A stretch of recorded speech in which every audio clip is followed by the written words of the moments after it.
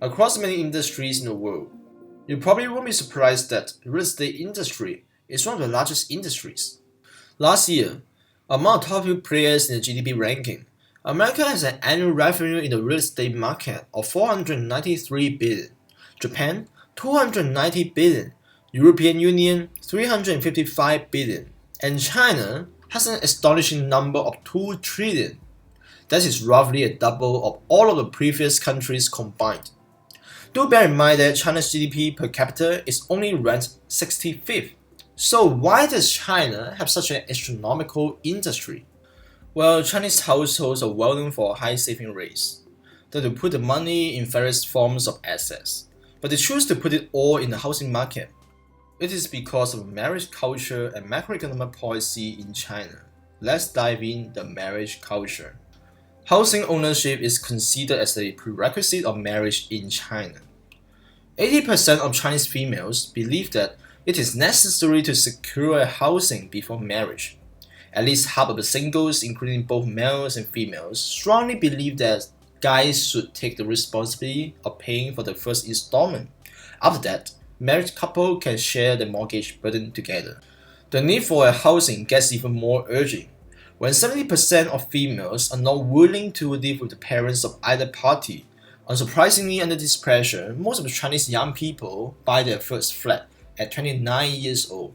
That is one of the youngest in the world. As mentioned previously, the society expects more from guys on housing. They already have a huge pressure, but unfortunately, a policy implemented in the late 1970s has created an even bigger pressure for Chinese guys. That is one-child policy. Gives you some historical background. In 1971, China's population reached 852 million with a growth rate of 23.4%. The government was worried that this could create too much political and social burden, although it actively encouraged its people to refrain from giving birth. After 5 years, the birth rate still topped the world at 3.2. So it decided to start measures, introduced the one-child policy. Generally speaking, a married couple can only have one child. In some special cases, people can have more than one. If they violate the rule, they will have to pay a fine. If they follow, they will receive a grant. The most inhumane measure was to place an intrauterine device in the body of female with a kid. A mother with 2 kids must receive sterilization surgery. Although these cruel measures were scrapped after a while, all of the incentive and punishment have still limited the birth rate. This policy has led to imbalance of sex ratio in China. In Chinese society, people prefer sons to daughters. It is because of 2 reasons. Sons inherit the family name and property. Also, they are responsible for taking care of elderly parents. Daughters, after getting married, are expected to take care of the parents of their husband. Since a family can only have one child, a married couple will want to have sons by all means. It is not uncommon that people abort female fetuses and abandon female babies. They will go to the hospitals for a fetal sex diagnosis. If a fetus is a male, they will keep him. If female, they will abort her. Even worse, 200 female babies are abandoned every day. So in 2018, between 15 to 29 years old, there are 280 males for every 100 females. That is, on average, a girl can pick a husband from 3 choices. In an intense competition for a wife, guys and their parents will do everything they can to buy a housing. And in a lot of times, especially when housing has become so unaffordable, guys' success is measured by the number of housing ownership. This has shaped a huge part of the demand for housing in China's domestic market.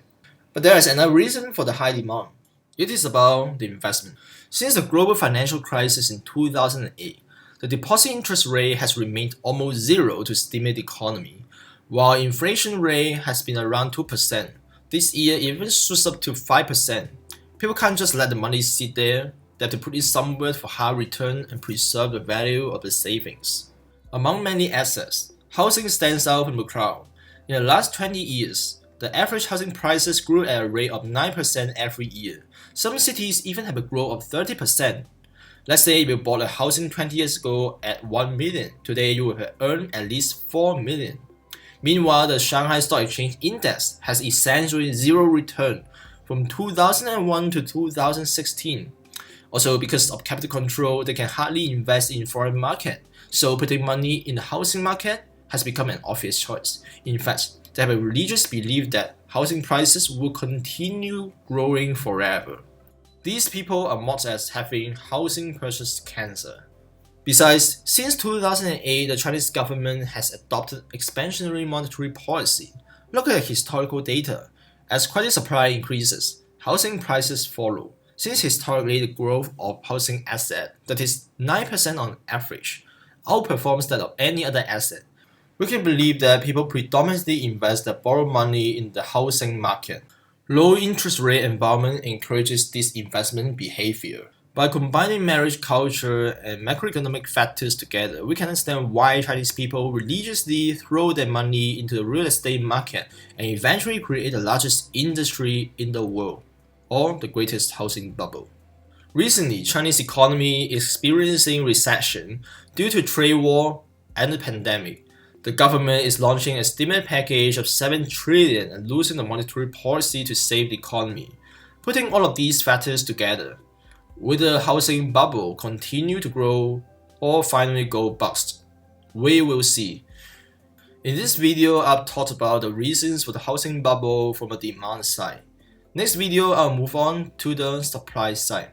Thanks for watching. See you soon.